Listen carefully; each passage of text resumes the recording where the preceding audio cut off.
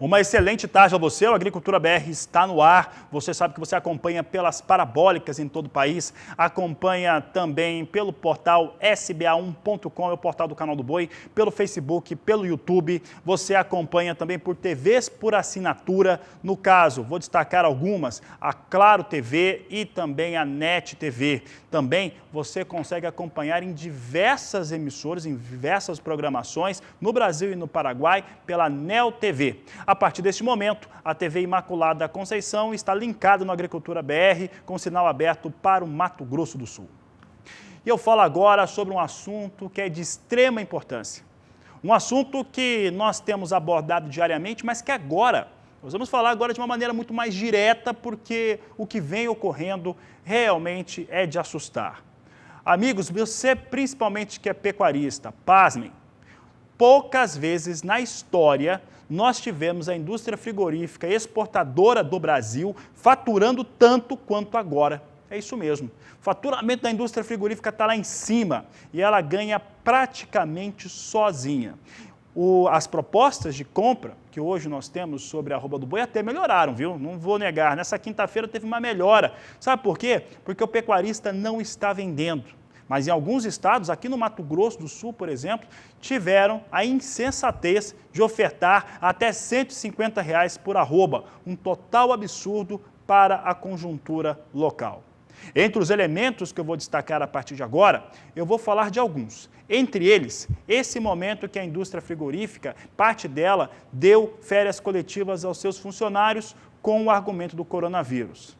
Amigos, se fosse realmente para defender, proteger as pessoas, os funcionários, ok, há de se aceitar.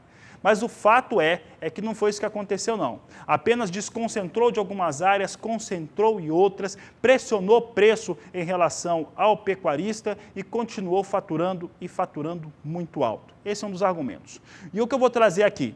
O principal elemento desse levantamento todo é um estudo da equipe do Canal do Boi, a equipe de economia, que vai mostrar que nós estamos tendo nesse mês de março, o maior faturamento da história para a indústria frigorífica em reais. É isso mesmo, em reais e até dólar, tá? Vem com o maior faturamento do mês de março da história. Outra coisa que você vai ver são os preços pagos, a referência do CPEA e também como que o GPB está enxergando o valor da arroba do gado pronto. Começo trazendo aquilo que você já está enxergando, né? Os preços e as referências pagas para a pecuária brasileira. Então, vamos dar uma olhada primeiramente como que o GPB tem balizado os preços. Aqui o estado de São Paulo é o primeiro estado a ser destacado. Observe que o valor à vista é de R$ 195 a arroba. A China, ou o boi China, R$ 200 por arroba. Para as novilhas, o pagamento é de R$ 190 por arroba. O que é relevante eu trazer aqui para você? O GPB, que é o grupo de produtores, de pecuaristas, aconselha a não vender a esse preço. Vou destacar aqui o Mato Grosso do Sul, que o Mato Grosso do Sul vem com uma referência ainda pior. Veja só, balizador de preço do boi gordo no GPB, no Mato Grosso do Sul, R$ 180 o valor da arroba à vista. O chamado boi China a R$ 185 por arroba. O que a gente destaca aqui? Primeiro, esses números são de produtores rurais, são uma referência muito interessante, estão fechando um contrato, um acordo muito interessante com o Datagro também, então esse indicador vai subir muito, vai aumentar, né, a sua clareza. Mas o que nós estamos mostrando aqui são preços achatados para a pecuária e incoerentes frente àquilo que é o faturamento da cadeia produtiva. A questão da cadeia produtiva é que todos os elos e os segmentos precisam ganhar. E a gente só tem visto um segmento ganhar, que é a dessa indústria frigorífica exportadora.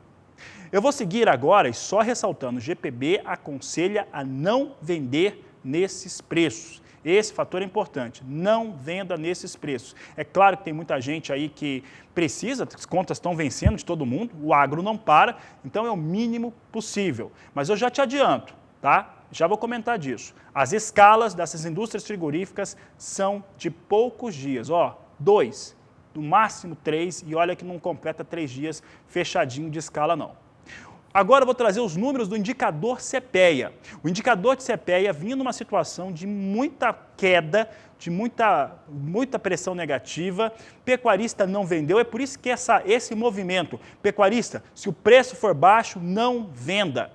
O frigorífico falou que vai sair do mercado por 15 dias, faz o seguinte, sai também.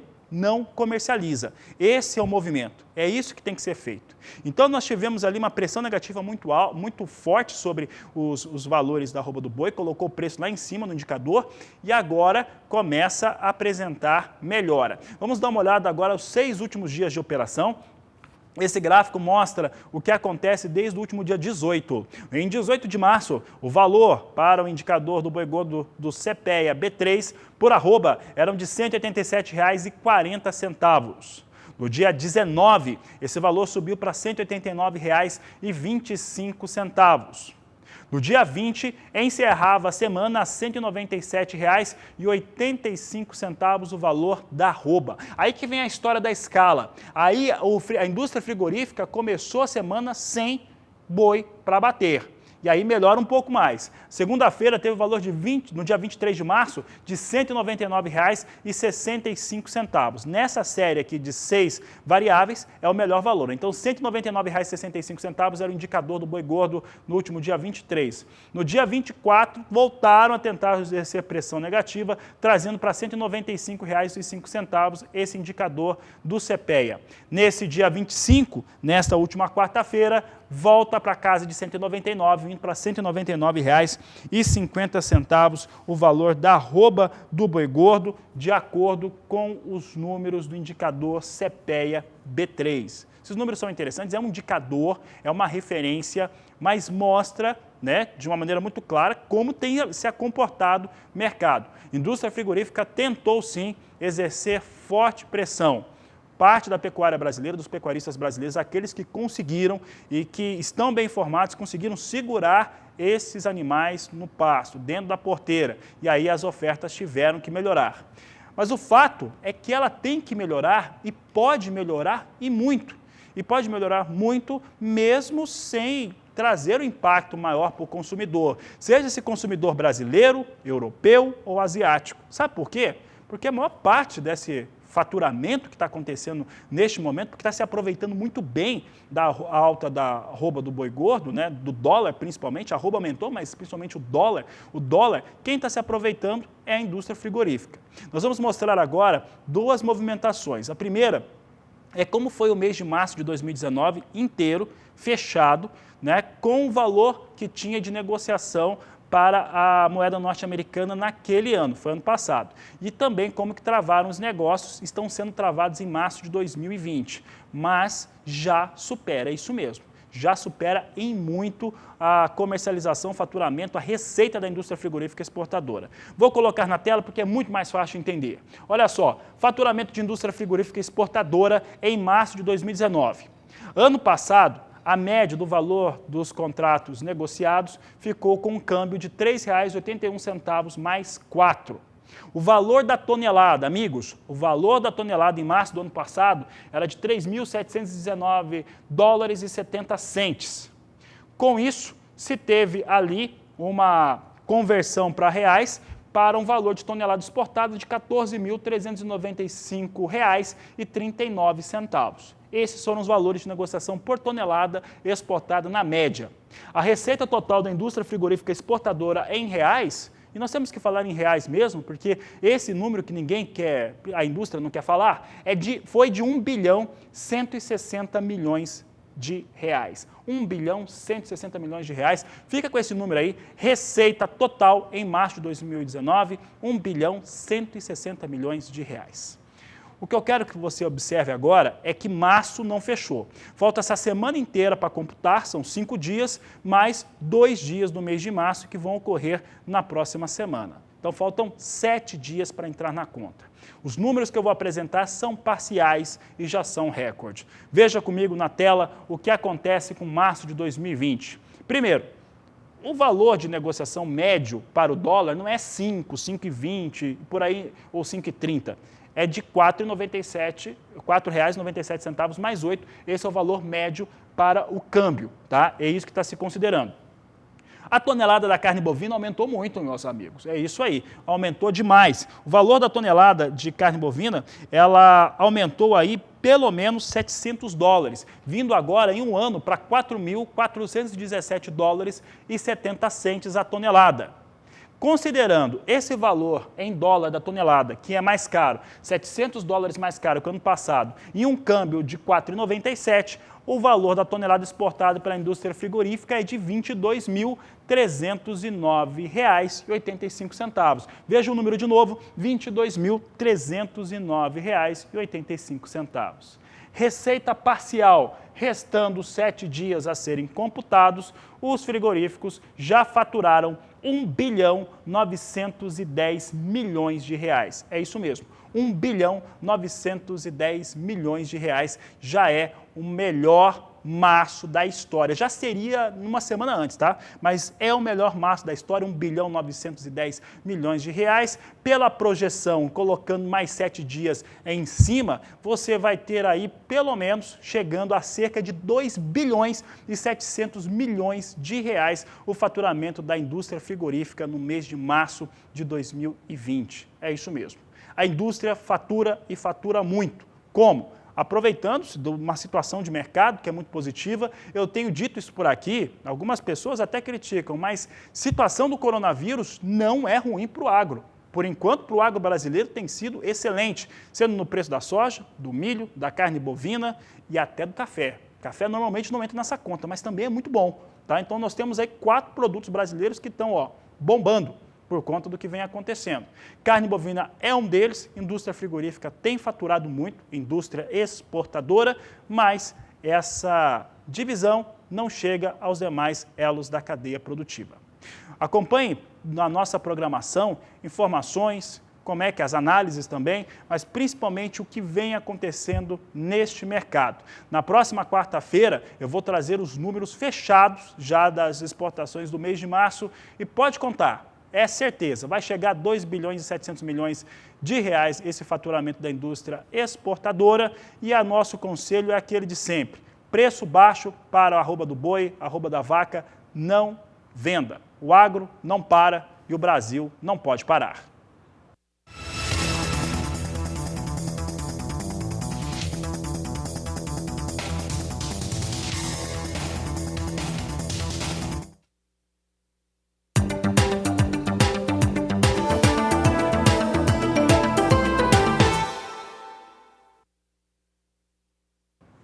Olha, eu vou falar de uma coisa muito séria que tem acontecido já há algum tempo, é que algumas invasoras, algumas plantas daninhas, têm conseguido desenvolver resistência ao glifosato. O protocolo de uso é usar o Roundup, mas não tem dado certo. Sobre este assunto, você vai conferir agora uma entrevista com um dos pesquisadores da Embrapa de maior reconhecimento que tem no país, trabalha na Embrapa Soja, no estado do Paraná. Ele vai falar que trabalhos estão sendo feitos para lidar com essa situação que ocorre em todo o país. Olá, meu nome é Fernando Adegas, eu sou pesquisador de plantas daninhas da Embrapa Soja e hoje, infelizmente, não temos uma boa notícia para os agricultores brasileiros, porque foi descoberta uma nova espécie de planta daninha resistente ao glifosato. Essa espécie é o Euphorbia heterófila, conhecida como leiteiro, amendoim bravo, leiteira, que já foi um grande problema nas lavouras de soja no passado, considerada a pior planta daninha da cultura antes do aparecimento da soja RR. Principalmente que era difícil o controle e já havia populações muito grandes resistentes aos inibidores de LS, que eram os principais produtos utilizados na época.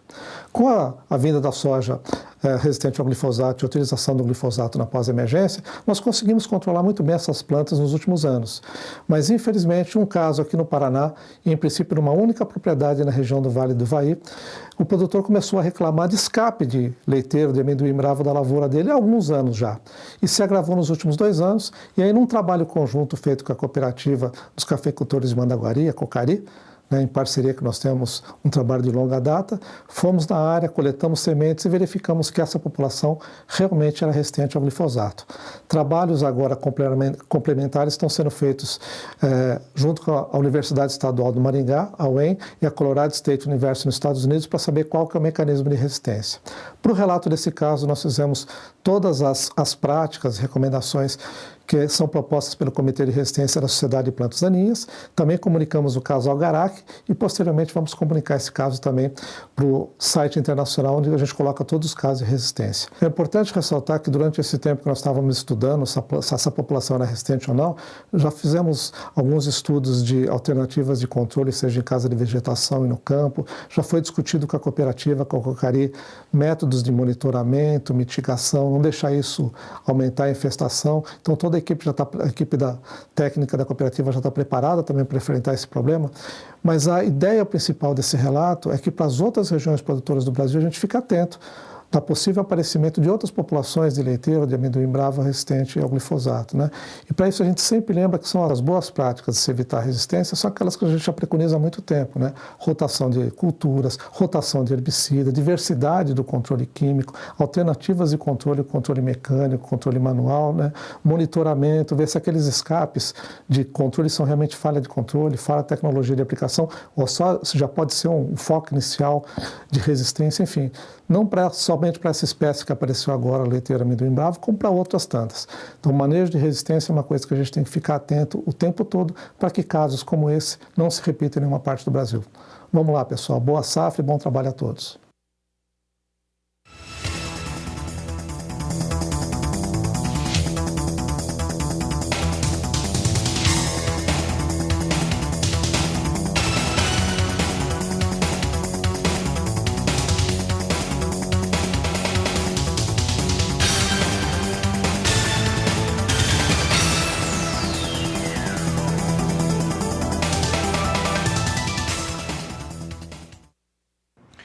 Olha, hoje nós tivemos a divulgação dos números do Departamento de Agricultura dos Estados Unidos de vendas e exportação. Entretanto, o portal do departamento, na área onde se apresentam os levantamentos, não estava acessível até o começo dessa edição de Agricultura BR. Se for possível, na terceira edição, às 16 horas, nós apresentamos os dados de vendas semanais do Departamento de Agricultura norte-americano. Nós não conseguimos abrir por aqui, mas não deve ter sido lá muito bom, né? Porque a China voltou a comprar. A China está comprando produtos norte-americanos, está aproveitando os preços mais baixos, mas vem com uma certa queda soja em Chicago. Veja só, soja em Chicago vai recuando um pouco. Nós temos aqui a posição de maio a 8 dólares, 78 cents mais 6 o bushel. Julho, 8 dólares, 83 cents mais 4. Agosto, 8 dólares, 84 cents mais 4 por bushel. E a posição de setembro negociada a 8 dólares, 78 cents mais 4. Aí essa posição na estabilidade. Vamos dar uma olhada agora como é que vem o dólar comercial negociado no Brasil. Ontem ele chegou a ser negociado durante boa parte do dia abaixo da marca de R$ 5,00. Vamos saber como é que vem a moeda. Vem abaixo de R$ 5,00. R$ 4,98 mais 6 para o dólar, queda de 0,93%. Assim vem a moeda norte-americana, depois de muita atuação de bancos centrais por todo o mundo, mas principalmente nos Estados Unidos. E é sobre os fatores ligados à economia e ao mercado financeiro que eu converso com Walter Pulga Jr. Neste momento, ele está nos estúdios do Canal do Boi, em São Paulo, na sede da BBM. E Pulga, olha, essa é uma situação, estava falando aqui sobre dólar, atuação de bancos centrais pelo mundo, e parece que, apesar do momento ser extremamente nervoso, começa a se ter alguma linha de trabalho a ser seguida, alguma linha de tranquilidade, Pulga. Já dá para dizer isso, pelo menos de trabalho? Boa tarde, seja bem-vindo. Boa tarde a você, boa tarde a todos. Olha, infelizmente ainda não há tranquilidade no mercado internacional, principalmente porque nos Estados Unidos, pedidos de auxílio-desemprego passaram de 3.280.000 nesta semana. O número de norte-americanos que registraram junto ao governo pedido de auxílio-desemprego disparou. É um recorde de mais de 3.280.000 solicitações diante dessas medidas aí estritas, né, como ressalta o noticiário internacional, para conter a pandemia do coronavírus, e isso interrompe, lógico, rapidamente a atividade nos Estados Unidos. Na verdade, desencadeou lá no mercado americano uma onda de dispensas que provavelmente acabou com aquele maior impulso no mercado de trabalho na história dos Estados Unidos. Os Estados Unidos vinha numa forte recuperação, mas esses pedidos de desemprego causaram agora outra preocupação. Aliás, o chairman do Federal Reserve, o Banco Central dos Estados Unidos, já admitia nesta manhã que os Estados Unidos pode entrar em recessão se já não está em recessão. Os Estados Unidos podem muito bem estar em recessão, ele disse a jornalistas, mas o progresso do controle da disseminação do vírus é que vai determinar quando a economia poderá retomar a atividade. É o que disse o Jerome Powell. Ele é chairman do Federal Reserve numa entrevista hoje para um programa da rede NBC lá nos Estados Unidos. Ele frisou: nós não somos especialistas em pandemia. Nós tenderíamos a ouvir outros especialistas. Agora, o Dr. Fauci disse algo, né? Fauci é do Instituto Nacional de Alergia e Doenças Infecciosas lá nos Estados Unidos.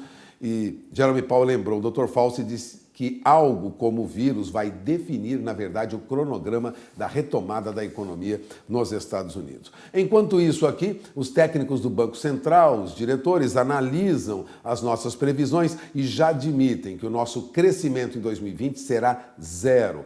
A estimativa anterior era de que nós cresceríamos 2% pelo menos, mas o Banco Central já admite que a nossa economia vai crescer 0% em 2020, justamente por conta do coronavírus. Aliás, em relação à política monetária, o Banco Central registrou também mensagem de que vê como adequada a manutenção da taxa Selic na faixa de 3,75% ao ano, ou seja, juros mais baixos. Mas analisa aí a variação de dados, né, que podem levar a riscos, e novas informações sobre a conjuntura da economia brasileira podem ser divulgados nos próximos meses. Agora, o Banco Central vê o índice de preços ao consumidor abaixo da meta em todos os cenários até 2021. Portanto, diante desse encolhimento da economia, isso não ocorre só no Brasil, ocorre também em outros países, o que se espera é uma inflação mais baixa, provavelmente até desinflação, considerando aí uma queda de preços generalizada de produtos e serviços na sociedade. E o que acontece, você noticiava agora há pouco, o dólar opera em queda. Agora a R$ 4,98 mais 46, diante dessa perspectiva até de uma recessão nos Estados Unidos, o dólar perde força frente a várias moedas, não é diferente frente à moeda brasileira. Cai agora quase 1%. Se bem que chegou a cair mais, hein? Chegou a ser negociado abaixo de R$ 4,98. Portanto, o dólar opera em queda, era de se esperar diante dos números que vêm da economia americana. Agora, de outro lado, o que acontece lá fora? As bolsas nos Estados Unidos, apesar desse dado surpreendente de desemprego lá, de pedidos de auxílio, né, para o governo, as bolsas vêm em alta. Provavelmente movimento de compra de oportunidade. As ações caíram tanto, os papéis, os índices caíram tanto, que agora quem tem recursos aproveita e compra na baixa. Não é diferente aqui no Brasil. Aqui nós temos agora a nossa bolsa em alta de mais de 5%, opera agora acima de 78 mil pontos, aos 78.720 pontos, ou seja, bolsa aqui tem índice Bovespa em alta, assim como ocorre nos Estados Unidos, diante de pechinchas. Não há outra explicação para justificar como nós teríamos a nossa bolsa em alta. As ações caíram tanto que agora atraem compradores que ainda têm alguns recursos e aproveitam a baixa dos papéis. É uma boa notícia? É. Sinal que não cedeu mais, já é alguma recuperação. Mas isso não ocorre na Europa, não. Na Europa, os principais índices das principais bolsas europeias vinham em queda hoje. Todos esperam aí os efeitos positivos das atuações, como você lembrava agora, Fabiano, dos bancos centrais, liberando recursos, provendo o mercado de liquidez financeira para suportar esse período difícil pelo qual passam todos os países que nós temos visto no mundo ocidental, notadamente. É preocupante, mas já há alguns sinais de que estaríamos aí contornando essa situação a partir de agora. É com você. Obrigado, Walter Pulga. A Agricultura BR segue por aqui. Obrigado pela participação. Vamos dar uma olhada agora como é que vem os negócios com soja nos portos brasileiros. Os negócios no mercado pronto seguem com valores acima de R$100. Vamos dar uma olhada como é que vem soja no porto, mantém a marca de R$100. É isso aí, ó. Soja saca a R$100 nos portos de Santos e Paranaguá, de acordo com a Grãos Corretora. Olha, nós tivemos já, durante essa semana, registro de soja em agosto a 110.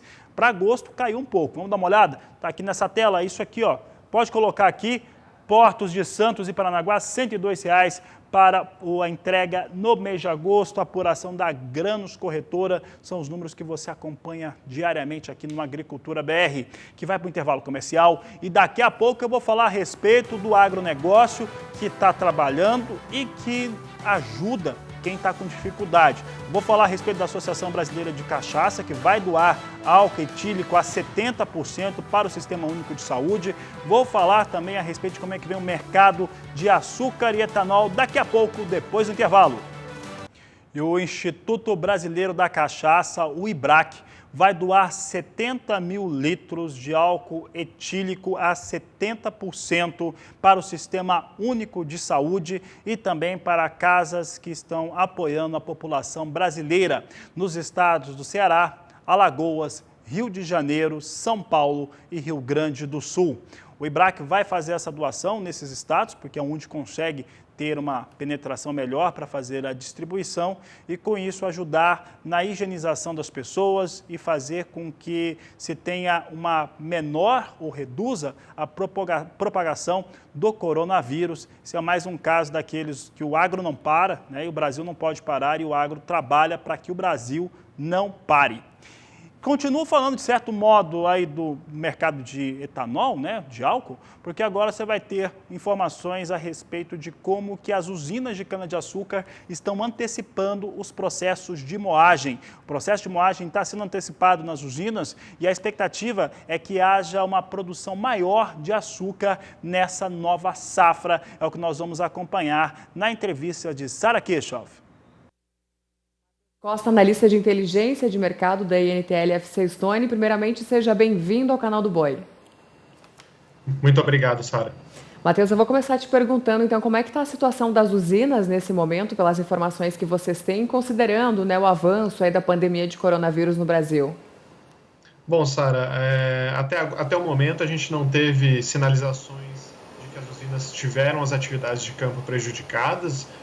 Obviamente, a gente está em um contexto macroeconômico bastante volátil, ao mesmo tempo em que diversas medidas restritivas, né, tanto visando a precaução, né, do Covid-19, quanto o controle, né, de novos casos, elas têm se intensificado. Então, por mais que a gente não tenha observado nenhuma sinalização de que as usinas tiveram as atividades interrompidas, tudo vai depender de como os próximos passos dessas medidas restritivas vão, como eles vão se dar, né? E como isso inevitavelmente vai afetar não somente as atividades das usinas, mas diversos setores da economia brasileira. Essa semana, exatamente, né, vocês haviam, inclusive, divulgado a informação de que as usinas do país estavam antecipando a moagem de cana e com uma expectativa de produção de mais açúcar, né? Como é que está essa questão? Exatamente. A gente tem... as nossas sinalizações são de que a moagem em 2021, né, para a safra que vai se iniciar agora em abril, ela totaliza 597,8 milhões de toneladas, né, o que é um avanço de 1,4% em relação ao que a gente estima para 19 e 20, e, obviamente, em meio a todo esse contexto de pressão sobre o petróleo e, consequentemente, o que consequentemente gera diversas incertezas para o etanol, a gente ampliou o mix açucareiro para 42,1%, né, o que deve resultar numa produção de açúcar de 33,1 milhões de toneladas em 2021.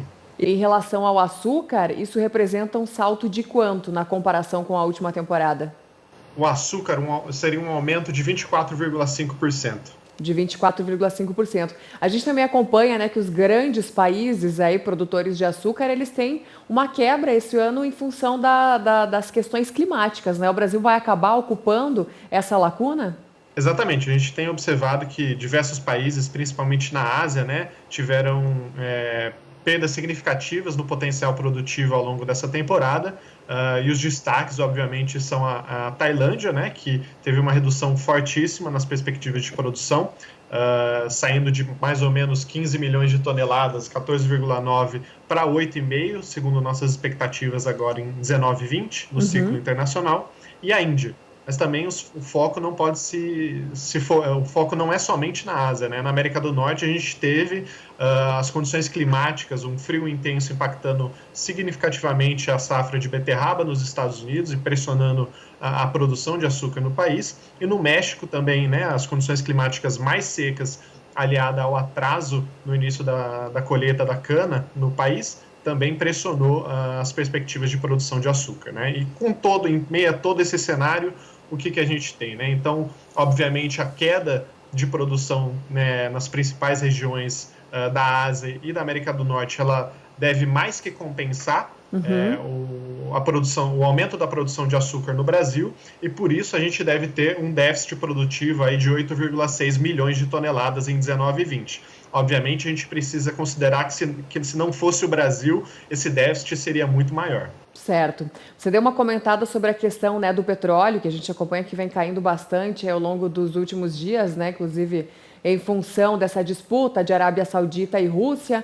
Por causa disso, a Petrobras baixou o preço da gasolina. Você comentou que o etanol, consequentemente, ele também acaba sofrendo com isso. O mercado está preparado aí para novas quedas no preço dos combustíveis aqui no Brasil, que também vai impactar no etanol aí mais uma vez?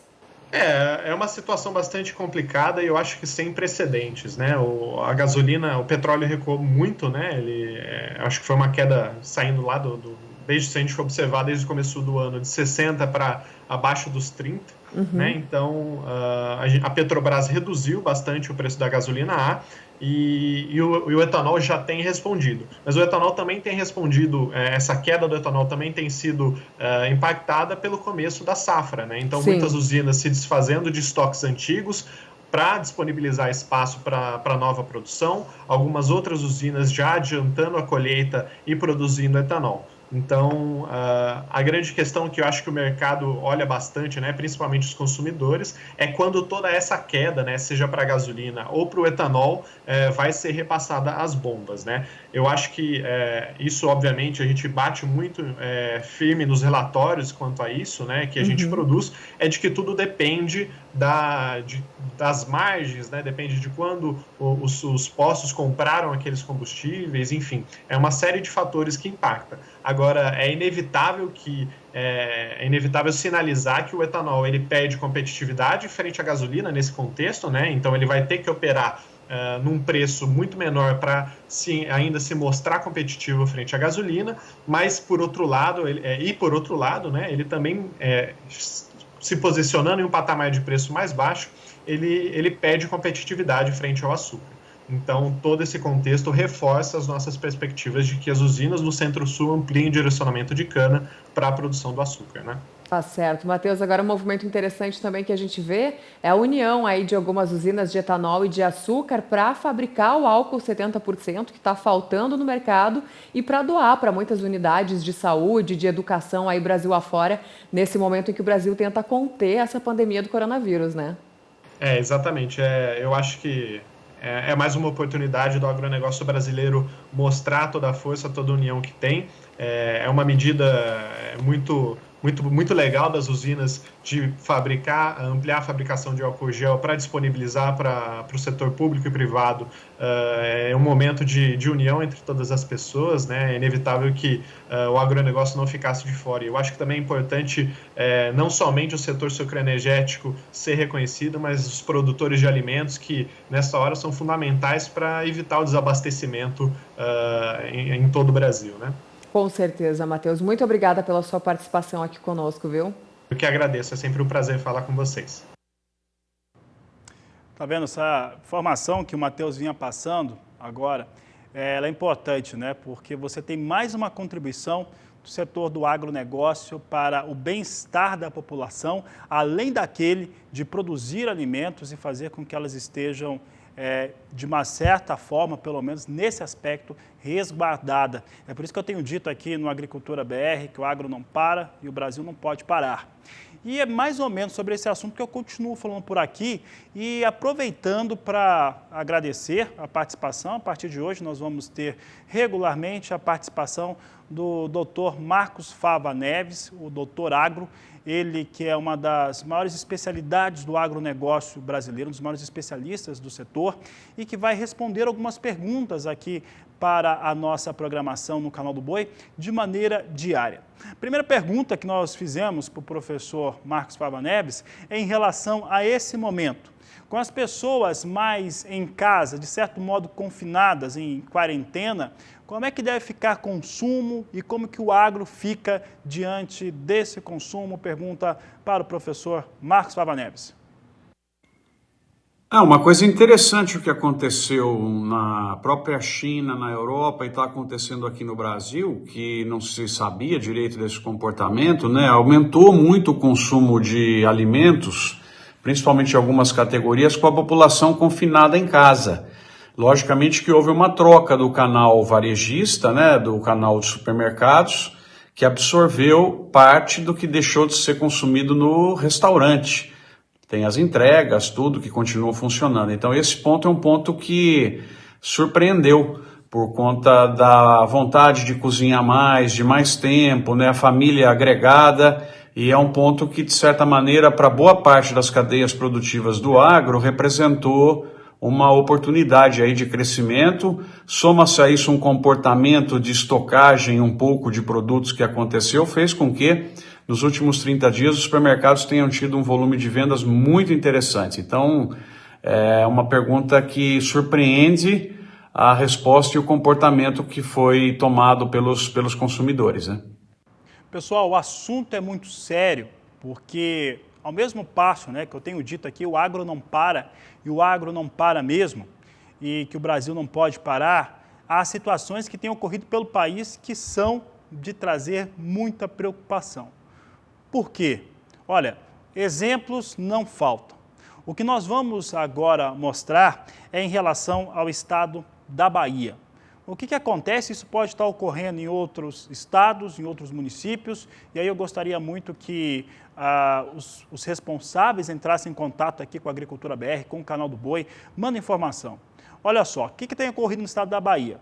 Com a suspensão das aulas nas escolas, muitas prefeituras não estão cumprindo o contrato daquelas aquisições da merenda escolar, né, da merenda que é destinada às crianças.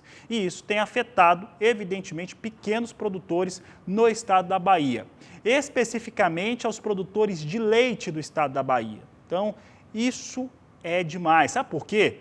Porque você pode perfeitamente converter esses alimentos, se as crianças não estão indo para as aulas, converter esses alimentos para as pessoas menos assistidas de cada município. Não preciso nem falar disso, porque seria ensinar padre a rezar a missa, né? Não seria um absurdo ter que falar isso, mas esses contratos eles precisam ser cumpridos para que se tenha, né, o trabalho no campo garantido, as pessoas vivem disso.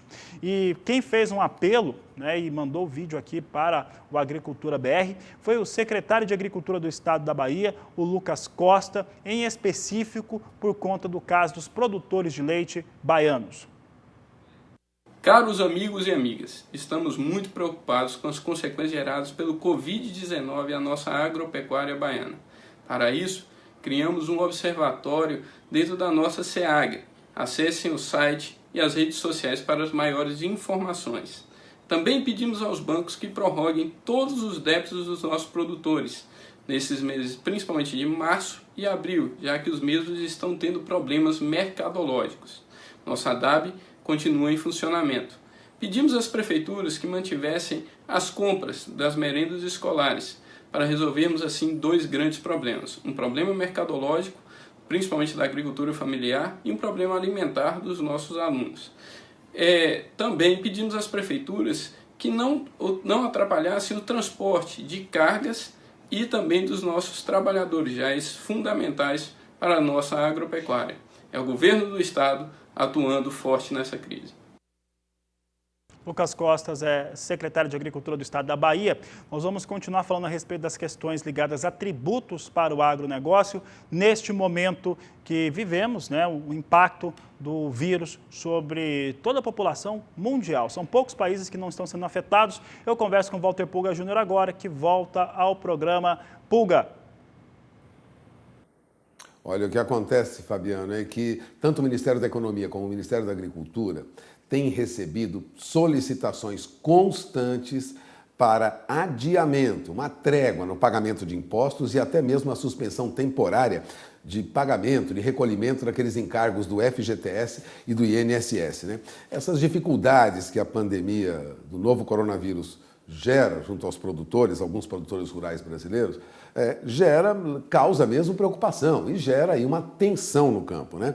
Ofícios foram enviados aos Ministérios da Economia, da Agricultura, pedem a suspensão, por exemplo, da cobrança do passivo do Fundo Rural e até mesmo desonerações em algumas cadeias. O presidente da Associação Brasileira dos Produtores de Leite, a Abraleite, Geraldo Borges, divulgou carta em que reivindica até uma trégua nos impostos, ele diz, e suspensão temporária dos encargos do FGTS e do INSS. Aliás, ontem, a Confederação Nacional da Agricultura e Pecuária apresentou uma lista de propostas à ministra Tereza Cristina, da Agricultura, pedindo facilidades para crédito, incluindo aí prorrogação automática dos vencimentos de financiamentos de custeio e de investimento de pequenos e médios produtores, os mais atingidos, né, com contratos de até R$1,5 milhão. E mais do que isso, a CNA pediu a redução do impacto na tributação do setor com a postergação, o adiamento do recolhimento do imposto de renda e de outros tributos federais, né? Bom, há uma série de pedidos e, de outro lado, há já algum atendimento, né? A Federação Brasileira de Bancos, por exemplo, a FEBRABAN, informou que os produtores rurais de pequeno e médio porte já estão incluídos na decisão das principais instituições financeiras, Banco do Brasil, Bradesco, Caixa Econômica Federal, Itaú Unibanco e até Santander, podem, junto a esses bancos, prorrogar o pagamento de parcelas de empréstimos por até 60 dias. Isso já foi anunciado na semana passada.